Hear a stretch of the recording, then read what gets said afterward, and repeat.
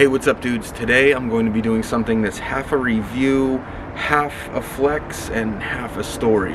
I'd like to tell you about this Schott 519 that was a 15th anniversary collaboration with a brand called 3Sixteen. Let's do it.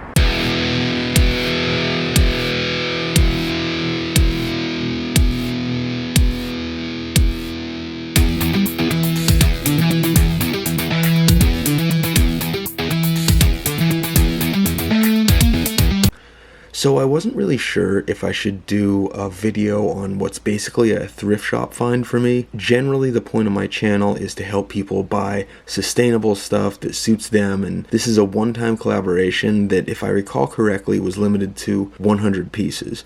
But after thinking about it, there's a certain intersection going on here. So there's probably some people out there who are looking for some information on a Schott Perfecto. There's probably some people out there who are on the fence about using the RealReal for the first time and want some info on that, and there's probably some people who just want to see what does black Roughout on a jacket look like. Most of all, there's probably a combination of those things and maybe one or two that I'm not really aware of. So here we are. Everybody has one or maybe a few one that got away items if you're into, well, anything, but especially slow fashion. And this was definitely one of those for me. 3Sixteen did a 15-year anniversary collaboration with a few different designers that are pretty cool, and chief among them for me was Schott. This was a super limited take on Schott's 519 Perfecto jackets. Being that I come out of the underground heavy music scene, I do really like the look of a Schott double rider Perfecto, and on a personal level they check so many of the boxes that I'm kind of into. So they're locally made, they hit that sweet spot where you maximize your bang for your buck in terms of quality to value ratio. They're timeless, they're easy to wear, and nothing against new companies or anything like that, but Schott has been in the game for so long, you can be reasonably certain that whatever you buy from them, they knew what they were doing putting it together. And by the way, 3Sixteen has an ongoing collaboration with Schott, and they've done some really cool things over the years. So I bought this on the RealReal, and I kind of have mixed feelings about that site, but they overall tend towards positive. I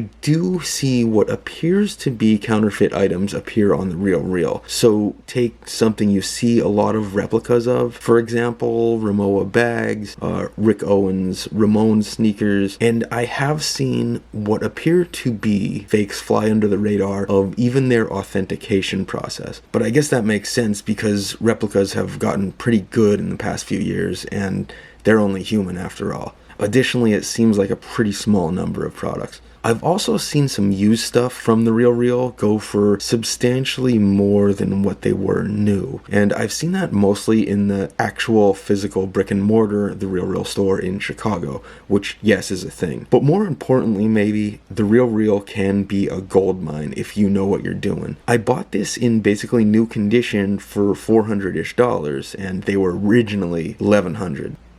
And that was in pre-pandemic numbers. If you're buying from the RealReal for the first time, I want to point something out to you. The measurements seem to be very wrong sometimes, and they might actually be auto-populated based on the size that they're using. The chest measurements on this, for example, was off by 4 or 5 inches, which might be why it didn't sell real quick. This was made with 2 sterling good art snaps, a Horween Roughout that was allegedly made specifically for this collaboration, and it's on the Schott 519 shape with matte black hardware. Literally everything should have matte black hardware, but that's an aside. So I've worn Schott jackets for almost 15 years now, no pun intended. I'm usually between a large and an XL in most outerwear, and I find that sizing up is usually the way to go if you're between sizes. It leaves me a little bit of room for layering, and it just feels right. Some people like leather jackets really tight.